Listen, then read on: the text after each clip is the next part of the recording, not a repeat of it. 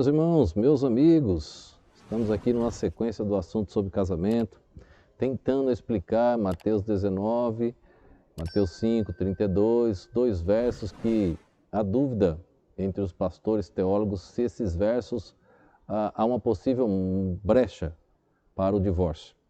Então nós vamos gastar um bom tempo, vamos percorrer a palavra de Deus e tentar provar a vocês que não existe nenhuma brecha para tal assunto.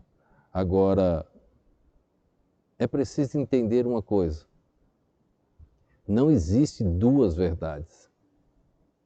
Ou o divórcio é liberado por Deus, ou não é.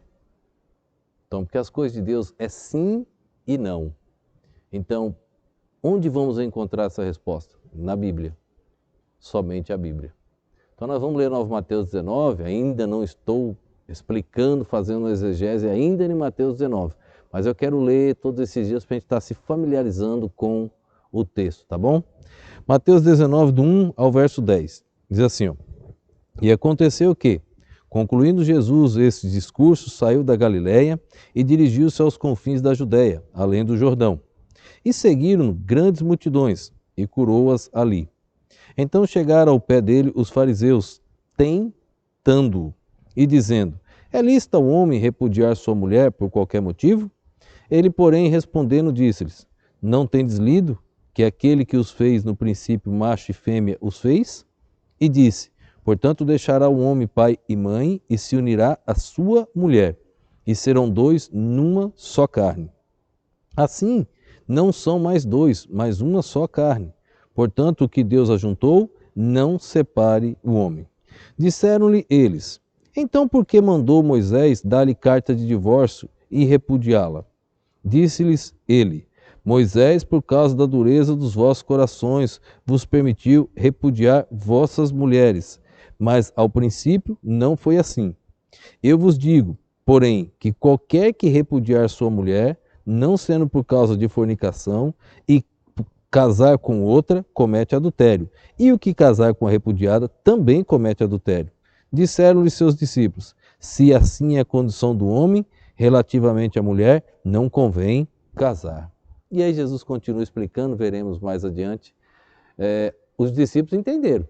Eles disseram, se é assim a condição do homem, é melhor não casar. Então eles compreenderam que o assunto era grave. Sério, muito sério. Ontem, nós vimos Deuteronômio 24, aquilo que os rabinos, eles se baseiam para a discussão, falamos sobre as escolas Shammai e Hillel, e Jesus usou a base lá de Gênesis para responder aos fariseus. Então hoje nós vamos ver 9 slides, continuando a mesma explicação para que a gente chegue num acordo bíblico sobre o que é que a Bíblia nos ensina, tá bom? Vamos lá. O mestre recorre ao postulado esculpido na primeira página do Gênesis, para dela extrair a luminosa conclusão da inseparabilidade, da indestrutibilidade, da imprescritibilidade do pacto conubial. Nenhuma força humana o diluirá, nenhum motivo grave ou superficial poderá justificar sua ruptura. Olha, o que Deus uniu, não separe o homem. Nada, não existe força humana que possa levar a um divórcio. Não existe um motivo grave ou superficial, qualquer que seja, que pode levar ao divórcio. Não tem essa aprovação bíblica em lugar nenhum. E nem poderia ser diferente a proclamação de Jesus Cristo. Ele veio restaurar o plano de Deus, também na ordem familiar. Porque a união de dois seres numa só carne, pelo casamento, concretiza o desdobramento do magnífico princípio inicial. O pensamento cristalino de Jesus Cristo, exteriorizado em sua palavra límpida, sem possibilitar qualquer sombra de dúvida, é coerente com a sua missão de amor, sendo ele a encarnação do amor de Deus. Porque Deus amou o mundo de tal maneira que entregou o seu Filho unigênito, para que todo aquele que nele crê não pereça, mas tenha vida eterna. Vocês conhecem bem o texto. Porque Deus amou o mundo de tal maneira que deu o seu Filho unigênito. João 3,16. Destoaria de sua missão e da sua própria personalidade se propugnasse pelo divórcio ou se ele permitisse qualquer brecha. Amor e divórcio são termos irreconciliáveis, instalados em polos opostos. Divórcio é separação, dissolução, desunião, ruptura, desamor, anti-amor, contra-amor. Divórcio é abandono, afastamento, e aqui entra o assunto mais sério. Apostasion, no grego original do Novo Testamento. Se você quiser ler os textos depois, Mateus 5,31, 19,7, Marcos 10,4. Divórcio é apostasia do amor. Divórcio é apostasia do amor. E Jesus Cristo, o amor de Deus encarnado, porventura confirmaria e apoiaria a apostasia do amor? Jamais, jamais. O postulado sólido de Jesus Cristo é da união conjugal indissolúvel, intangível, cuja essência escapa do poder do homem. O que Deus uniu, jamais o homem separará. Olha, essa união é divina, então escapa do poder da força humana. Só para você ter noção, como o divórcio não é um projeto de Deus. O homem não tem esse poder, não. Se ocorrer, as consequências virão. É um ato, condição, pela qual se cria continuamente a família. Instituição básica da sociedade destinada a assegurar a perpetuidade da vida humana. Gênesis 1, 27 e 28. Ao lume do princípio de sua instituição divina, sublinhada por Jesus Cristo, é impossível aceitar o casamento como um simples contrato de direito civil, à semelhança de uma locação, sujeito ao distrato, instável e transitório. Não há possibilidade de aceitar que o casamento seja temporário. O casamento é para sempre. Não, o homem não pode fazer nada para se separar. Ele não tem esse direito e esse poder. O Mestre, Jesus Cristo, se vale do matrimônio ao expor os seus mais sublimes pensamentos. Ele compara o rei dos céus a um certo rei que celebrou as bodas de seu filho, Mateus 22, 2. Ele compara o rei dos céus a um certo rei que celebrou as bodas, o casamento de seu filho. Então veja a comparação que Jesus faz. Casamento é algo sério. Discorrendo sobre a necessidade da vigilância na espera de sua volta, assemelha-se ao noivo. Mateus 25, de 1 a 13. Seu primeiro milagre, ao começar os seus sinais e ao se manifestar a sua glória, foi o da transformação da água em vinho durante as festas de um casamento. Então, durante as festas de um casamento. Jesus, irmãos, o contexto bíblico da volta do Senhor é a noiva, a igreja com o noivo Cristo. A noiva vai virar esposa em Apocalipse 19 e o esposo Jesus. Imagina a semelhança que a Bíblia faz sobre tal assunto, imagina a importância. Ele é o esposo, alegrando-se os filhos das bodas com a sua presença. Mateus 9,15, João 3,29. A sua união com a igreja é comparada ao matrimônio. Em sendo ele o esposo, a igreja é a esposa. Apocalipse 19, 7, 21, 2, 9, 22, 17.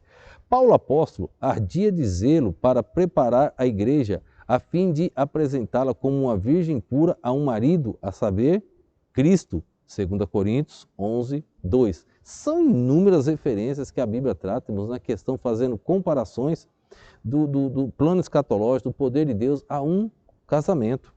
O amor de Cristo pela igreja, os seus cuidados e a sua abnegação por ela, sua esposa, se assemelham à dedicação de um marido deve dispensar a sua mulher. Efésios 5, 23 a 32.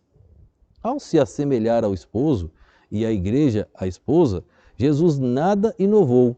Com efeito, no Antigo Testamento, vemos Deus dando o nome de aliança matrimonial às suas relações espirituais com o povo eleito. Olha só, e desposar-te-ei comigo para sempre. desposar-te-ei comigo em justiça, e em juízo, e em benignidade, e em misericórdia. Desposar-te-ei comigo em fidelidade, e conhecerás ao Senhor. Oséias 2, 19 e 20, Isaías 62, 4 e 5. Já tratamos sobre o assunto do desposamento, nós encontramos essas passagens também no Velho Testamento.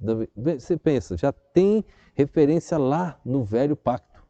Então, toda a Bíblia está interligada, nada de novo. E verificamos Deus a dar o nome de infidelidade conjugal à apostasia desse mesmo povo, Ezequiel 16, 23. No Antigo Testamento, ainda há um livro inteiro, Cantares de Salomão. Já também tratamos de algumas mensagens sobre Cantares de Salomão, qual a última vez você elogiou sua esposa, qual a última vez você elogiou seu marido, e ali usamos Salomão e a Sulamita. Mas tem várias outras comparações no livro, tá? Tem muito assunto teológico no livro também, tá? Há uma autêntica e magnífica coletânea de cânticos epitalâmicos, enaltecedores do amor conjugal. E através do profeta Malaquias, o Senhor Deus asperamente recrimina a compulsão espiritual, as devoções religiosas, por causa da deslealdade no matrimônio. Dá uma olhada no que está escrito em Malaquias. E aqui nós encerramos os de hoje. Dá só uma olhada, ó. Ainda fazeis isto, cobris o altar do Senhor de lágrimas, de choros e de gemidos, de sorte que ele não olha mais para a oferta, nem a aceitará com prazer da vossa mão. E dizeis, por quê? Porque o Senhor foi testemunha entre ti e a mulher da tua mocidade. Aquilo que Deus uniu, não separe o homem. O Senhor foi testemunha. A testemunha é Deus. Pensa nisso, casamento é coisa séria. Entre ti e a mulher da sua mocidade, com a qual tu fostes desleal, sendo ela a tua companheira e a mulher do teu concerto. E não fez ele somente um? Ele buscava uma semente piedosa. Portanto, guardai-vos em vosso espírito, e ninguém seja desleal para com a mulher da sua mocidade, porque o Senhor Deus de Israel diz que aborrece o repúdio, abomina o divórcio. E aquele que encobre a violência com o seu vestido, diz o Senhor dos Exércitos, portanto, guardai-vos em vossos espíritos e não sejais desleais. Malaquias 2, 13 a 16. Olha o que é o divórcio. Olha como a Bíblia trata tal assunto. O que Deus uniu, não separe o homem. Deus é a testemunha. E alguns ainda arriscam a querer o divórcio. Não faça isso. Por isso, só existe divórcio se houver casamento. Casamento é algo muito sério. Case na presença do Senhor. Case na direção divina. Case seguindo o padrão bíblico para sempre. Vamos orar. Obrigado a Deus por esse dia, por esse momento. Obrigado por mais uma vez estarmos aqui, Deus, gravando. E peço por cada vida que está assistindo, cada família, ó Deus, os que estão ouvindo também essas mensagens, ó Deus, do celular, através do áudio também. Nós louvamos ao Senhor. Abençoe essas famílias de forma muito especial, que o teu nome seja engrandecido. Fica conosco, Deus, eu te peço em nome e no poder do nosso Senhor e Salvador Jesus Cristo. Amém.